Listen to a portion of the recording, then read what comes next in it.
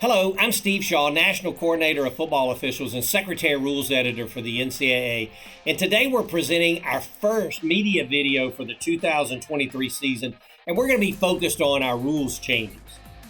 Now we'll cover 6 rule changes, a couple of editorial changes, and our points of emphasis. But a big note, 3 of these changes are focused on the clock and the pace of the game. And really from our Rules Committee, the objective of these changes was really threefold. Number 1, keep the game moving. Number 2, modestly reduce the number of plays. An interesting factoid is the NFL averaged 151 plays per game last year, and in FBS we averaged 178 plays. So a pretty significant difference there. And then finally, work to make consistent all of our officiating mechanics in dealing with the clock. So we're going to monitor the pace of our games, the number of plays, and our consistency in handling this as we go throughout the season. And we'll report back from time to time in this venue on how we're doing. So with that, welcome to the season, and let's get on into our rule changes. Our first rule change is codifying our NCAA drone policy. Drones are not allowed over the field or the team area when squad members are present within the playing enclosure. Outside the limit lines, there's no restriction on drones, and game management will handle all that activity. If we do get a wayward drone over the field or team area when squad members are present on the field, the referee will use Rule 333 and temporarily suspend the game until the drone can be cleared. And as you can see, this was an issue in a game last year, but the referee and the crew handled it very well, stopped the game, and even though there was a delay, game management was ultimately able to handle the wayward drone, and we were able to resume play. Our second rule change gives us guidance around the halftime intermission. Now, our pregame warm-up rules are very prescriptive in order to keep the teams separated, but the rules book was mostly silent on halftime intermission, and now we have defined procedures. So first, game management will determine when the field is available to players, and it must be available at least 3 minutes prior to the second half kickoff. But when squad members come back out onto the field, number 1, they have to have a staff member present. And if they're back out before the field is available, then their activities must be confined to the team area, and all kicks must be into practice kicking nets until the field becomes available. And then when the field is available, then it'll be divided into the L-shaped configuration where the 30-yard line creates the L, and this is to keep the 2 teams apart. And we'll have at least 2 game officials back out on the field when the field becomes available. Our next 3 changes all involve the clock and timing and pace of the game. So if a penalty is accepted for a live ball foul during a down in which the game clock expires, currently that period would be extended with an untimed down. But the new rule, we're only going to extend the quarter with an untimed down in the second and fourth quarter. And this will include situations with offsetting fouls and inadvertent whistles, but the first and third quarter will not be extended. Now, any penalty enforcement will be carried over to the following quarter, but this will help limit additional plays in the game. Our next rule change in the timing of the game is the clock status after first downs.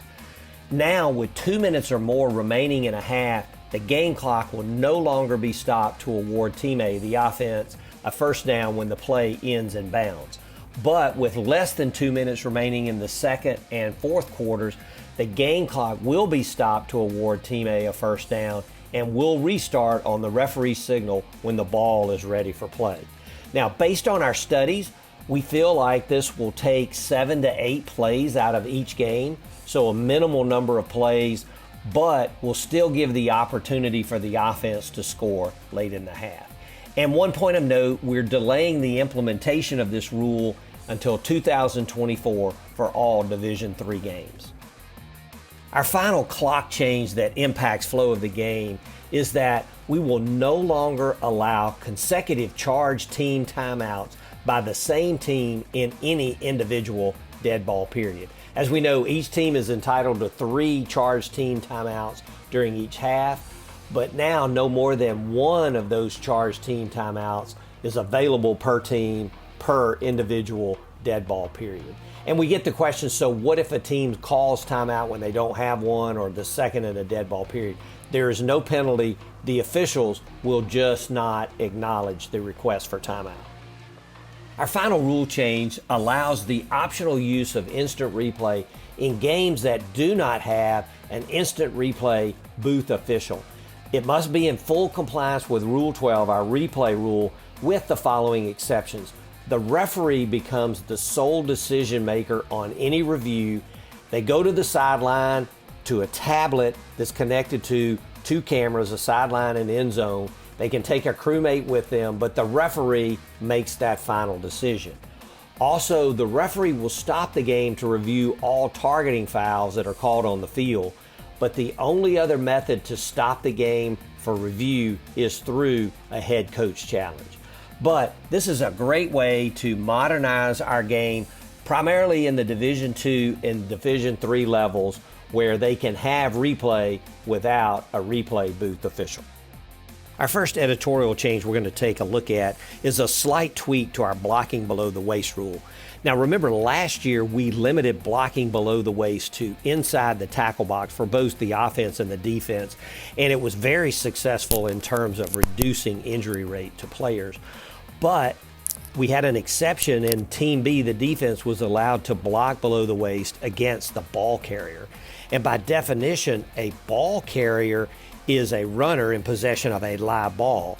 But we are tweaking that to now a runner, and the definition of a runner is a player in possession of a live ball or simulating possession of a live ball. And as we look at the video, we're going to see that the quarterback, he fakes a pitch to number 20, who appears ready to receive the pitch, and then number 2 of the defense hits number 20 low below the waist with really a wrap-up tackle. But based on this editorial change, this is no foul by the defender as he went low against a runner.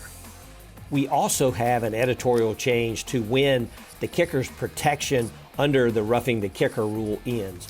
We know that if they've had a time to regain their balance, when the kicker carries or possesses the ball outside the tackle box laterally before kicking, and that's 5 yards either way, and that's because of all the rugby kicks, there can be no foul for roughing the kicker. But now we're adding if the kicker carries or possesses the ball more than 5 yards behind their initial position from scrimmage kick formation before they kick, it's no roughing the kicker. And from the video we see we have a snap directly over the head of the punter. Number 94 retreats, picks up the ball, stays in the tackle box, kicks the ball, and is contacted by a defender as he wheels and punts the ball. And so you could still have a personal foul, but you cannot have a foul on this play for roughing the kicker because he's more than 5 yards behind his initial position.